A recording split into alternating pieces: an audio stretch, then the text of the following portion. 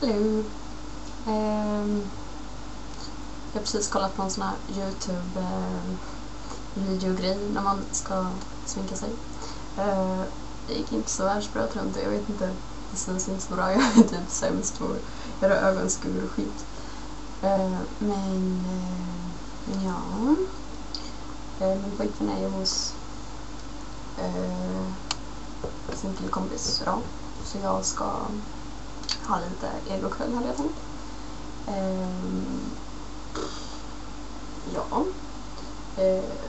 Bleka tänderna, göra fotbad, ansiktsmask och så ska jag ta en liten promenad med Harry Berry. Kolla på Buffy självklart. Världens bästa serie. Nej, det är inte. Men jag är lite fast i det nu.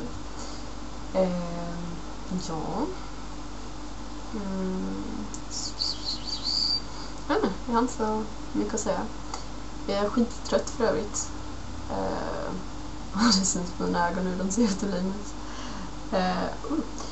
Ja. Nu ska jag nog ut och ta en cigg tror jag. Det behövs. Ja, jag skulle göra någonting med håret också men det gick åt helvete. Så ut som ett troll.